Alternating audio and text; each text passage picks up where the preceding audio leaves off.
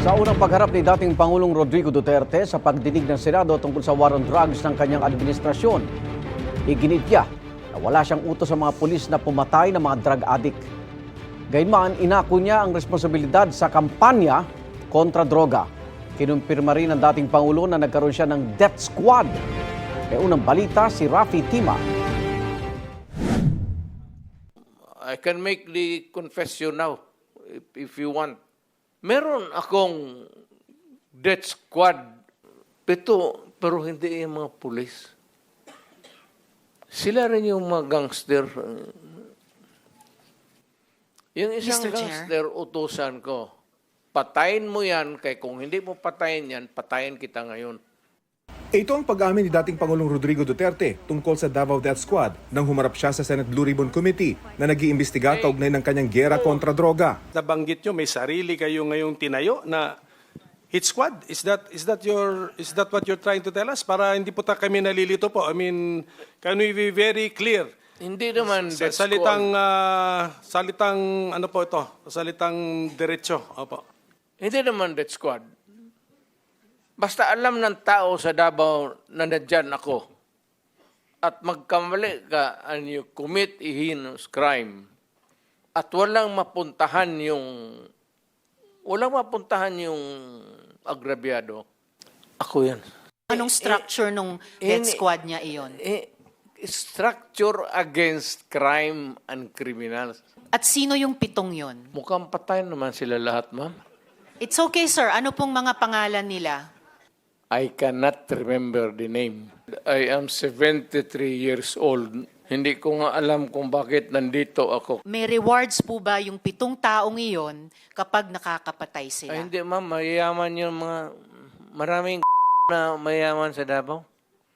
Hindi Ano mo pong kaya- koneksyon ng mayayaman sa Davao? Gusto dun sa pumatay miyembro ng mga death kriminal. squad? Because Ibig sabihin, they want their city to be safe. nagbibigay sila, yung Because mayayaman, ng they want reward sa business to death thrive. squad? Maringgit ni Duterte, bilang Pangulo, wala siyang utos sa mga pulis na patayin ang mga sangkot sa droga. Call of duty of the president. Ako yun. Kasi ako yung presidente sa panahon ko. At hindi po ako nagkulang, Mr. Senator. Nag-warning ako lahat narinig ng Pilipinas. Huminto kayo sa droga, bitawan ninyo, drop it. Kasi magkakaproblema talaga tayo. May patayan. But it was not a state-sponsored killing. Pero sabi ni Duterte, ipinayo niya sa mga pulis na himukin ang mga kriminal na manlaban. Sabay turo sa mga dating police generals na dumalo bilang anyay death squad.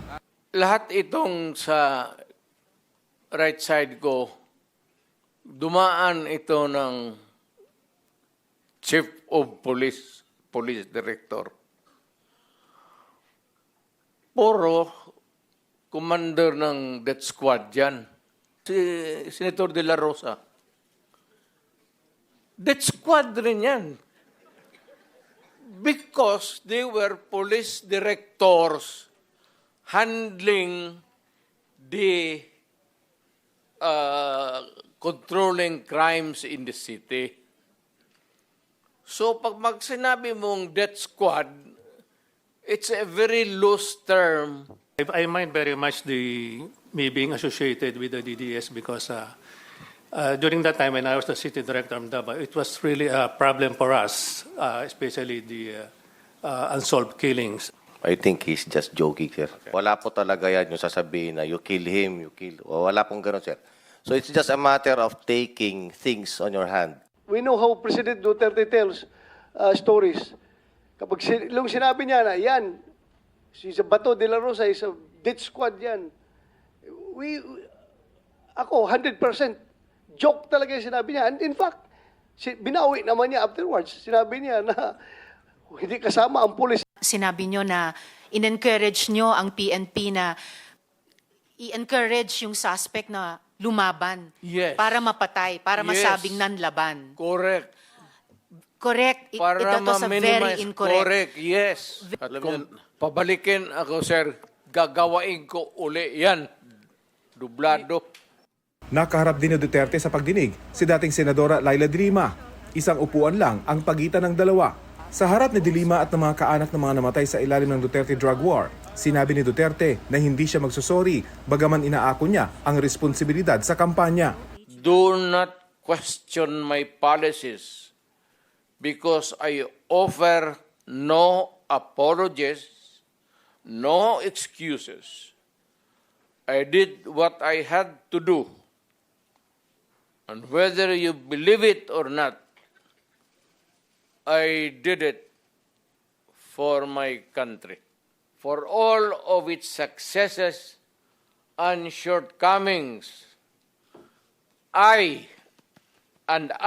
alone take full legal responsibility. Ako ang managot. At ako ang makulong. Huwag yung polis na sumunod sa order ko. Kawawa naman. Nagtatrabaho lang. He was inducing, encouraging the killings. And it cannot just be purely rhetoric. Kasi sinunod yung mga binanggit niya. Sinunod yung kanyang mga sinasabi na kailangang patayin ng mga yan. Manlanlaban man o hindi, hindi pa ho natin siya napapanagot after all these years. And these killings had started nung time pa niya as mayor. Sobrang dami naman ata niyan para sabihin lamang na nanlaban lahat. We don't even have the death penalty. There is no honor in punishment like tokhang. It should not be an honor to be called the Punisher when thousands of innocent people, including babies, have died in your name. Hindi kailanman ipagmamalaki ng mga Pilipino ang war on drugs na yan. Nasa pagdinig din ang ilang kaanak ng mga napatay sa drug war, kabilang ang tiyuhin ni Kian de los Santos, ang 17 anyos na estudyanteng binaril at pinatay ng mga pulis sa Caloocan dahil nanlaban umano noong 2017. Napatunayan kalaunan na walang baril at hindi nanlaban si Kian sa mga pulis. Dismayado po ang kapatid ko, Ginoong Tagapangulo, sa nangyari. Hindi pa ho namin nakukuha ng buo ang hustisya. Nanalo ho kami sa RTC. May gawad po na danyos, hindi pa ho namin nakakuha ito. Uminit naman ang diskusyon ng direktang tanungin ng dating Pangulo kung tinatanggap niya ang buong responsibilidad sa pagkamatay ni Kian at ilan pang napatay sa war on drugs. Nagbunga yung I polisiya. take full responsibility Yes, for and that. what about yung bunga ng polisiya na libo-libong namatay kasama si Kian de los Santos? Do you also take full responsibility for that, Mr. No. Chair? No. How about Ala- si Carl Alam mo, Anthony ma'am, Nunez? before you rumble on those many things, No, I'm not rambling, Mr. Chair. Very specific yung mga tanong ko. specific ang law. Guilt is personal. Tanong ka muna ng abogado. Okay lang po. Kayang-kaya kong magtanong sa abogado. Sige, tanong ka itanong muna ko ngayon po. before we proceed. No. Hindi tayo I have prepared dito. these questions with my Guilt legislative is staff. personal. Yes, it's very personal. Hindi So, mo pwedeng ipasa sa iba yan. no, hindi po ito pagpasa. Ah, Iniimbestiga kaya nga. po ng Blue Ribbon yung war on drugs at yung naging bunga na extrajudicial killings dyan. Now, let me ask you about Carl Anthony Nunez. Do you take responsibility for his death? Hindi mo nakuha yung yung policy ng presidente. Nakuha ko po, policy I maker was din po talking ako. about the policy. I take full responsibility yung sinabi ko na war on drugs. You said, Pero sir, kung you can magpasok- hold me magpasok ka responsible ng for any death. specific crime, Yes, sir. You spoke hindi about pwede yan. You spoke about At specific saka, crimes. kung sabihin ko, I will take full responsibility, magdating tayo sa korte, hindi naman tatanggapin yan. Well, Mr. Chair, and if the resource person could keep his volume and pitch to a normal trying level. to pin me down on Mr. Chair, you are pinned down by your own statements you of cannot. October. You have to no, pin me Mr. down Chair. low.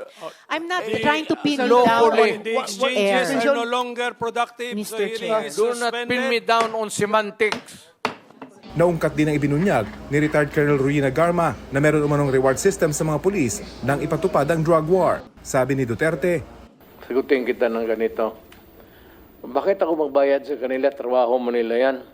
Dumalo rin sa pagdinig si dating Mandaluyong Police Chief, Colonel Hector Grijaldo. Sabi niya, inutusan siya ng House Quad Committee na i-confirm ang sinasabing reward system. Kung Dan Fernandez put the paper he was holding on the table and told me, ito ang sasabihin mong statement na ito.